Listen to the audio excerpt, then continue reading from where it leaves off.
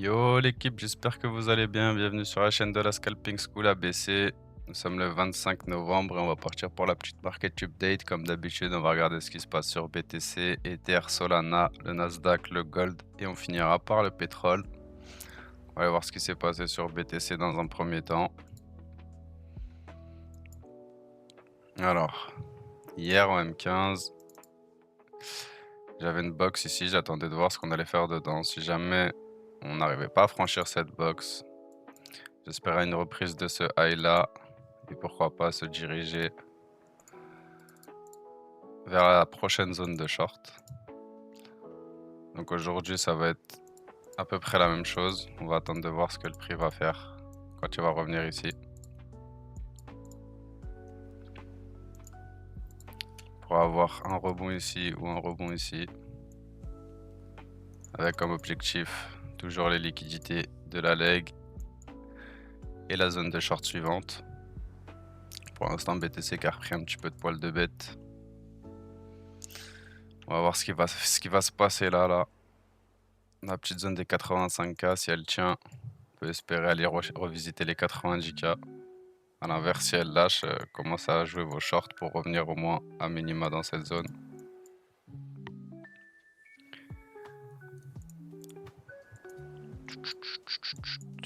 Ouais. Donc deux scénars possibles là pour le moment. Donc soit on revient dans cette zone, on est racheté et on continue à aller chercher des plus hauts. Soit quand on arrive dans cette zone, on la poutre. Et là, on ira soit rebondir dans cette zone et rechercher des plus hauts. Ou alors, continuer de drop. Et continuer à venir chercher les liquidités dans les 80K. Voilà ce que je vois sur BTC pour le moment. On va aller voir Ether, qui je pense a dû faire à peu près la même chose. Ether lui qui est pas revenu dans sa grosse zone. Toujours pas revenu dans sa grosse zone.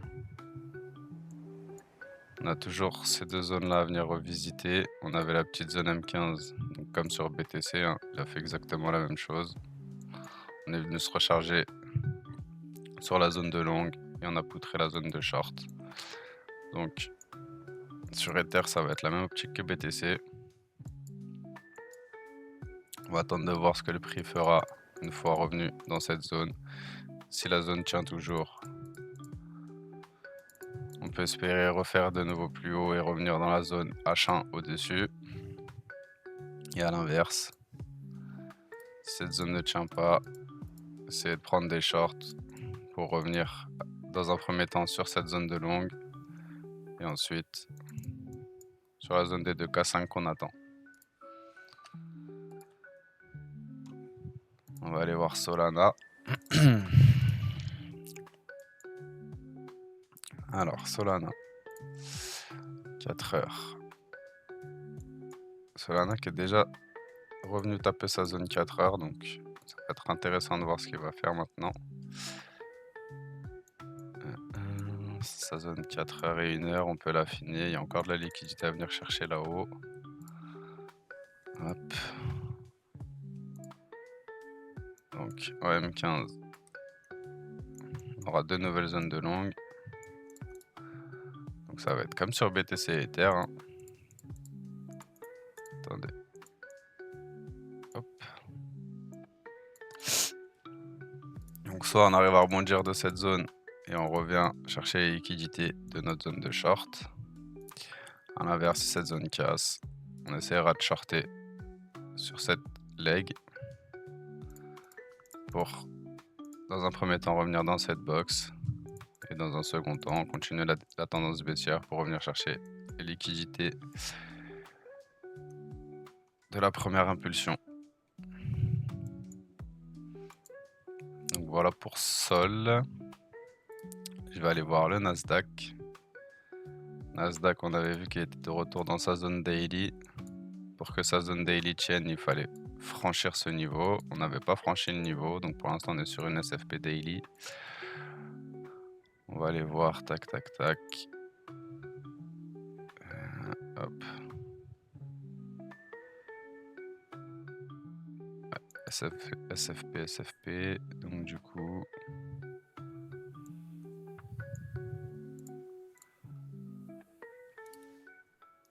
j'ai ces deux zones de short.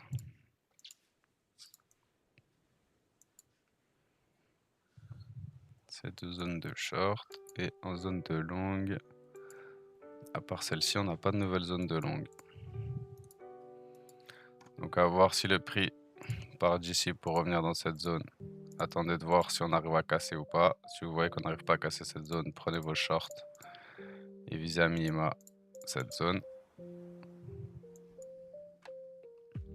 A l'inverse, si de là on arrive à poutrer, si on a quelque chose comme ça, et qu'on casse toutes les zones, attendez un retest dans cette montée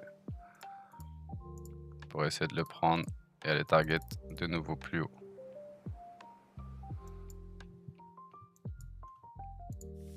Voilà pour le Nasdaq. On va aller voir le gold.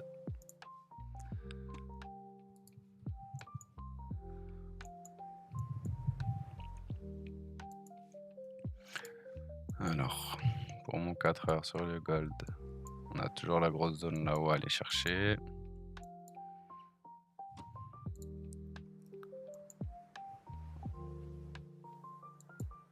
En 1 heure, on a une petite reprise haussière. Ok, tac, tac, tac. Ok, donc on a toujours cette zone là qui fait tampon. Je vais aller voir moi M15.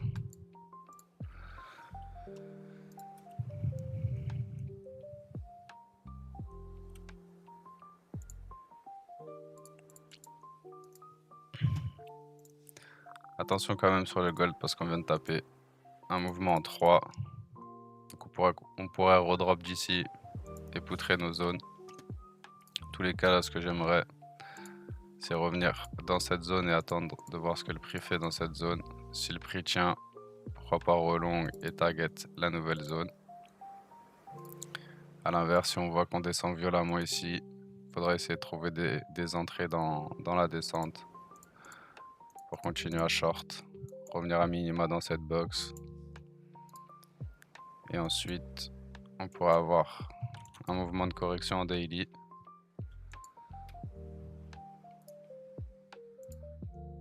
Quelque chose comme ça. Donc soyez patient, attendez le retour dans vos zones. Tac, tac, tac. Ouais. Soyez patient, attendez un retour au moins ici pour long. Et ici pour short. On va finir par le pétrole. Alors le pétrole daily, 4 heures et 1 heure, ça va pas bouger. On a juste le M15 qui bouge en ce moment. On a réussi à casser le M15.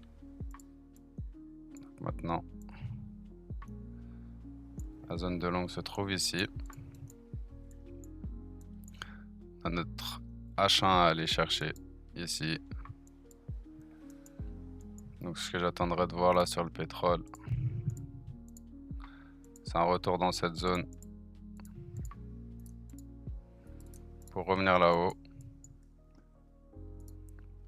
Et pour le plan baissier, on drop, on arrache la zone et on continue de drop pour aller chercher toutes les liquidités.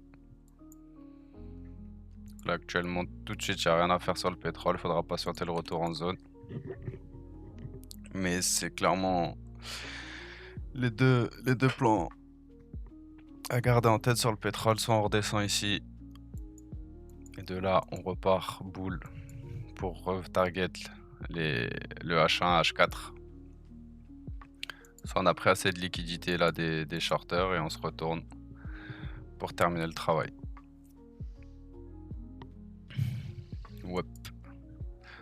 Donc voilà, c'est tout pour moi l'équipe. On se retrouve sur Twitch tout à l'heure vers 16h, 16h30. Faites attention sur le marché.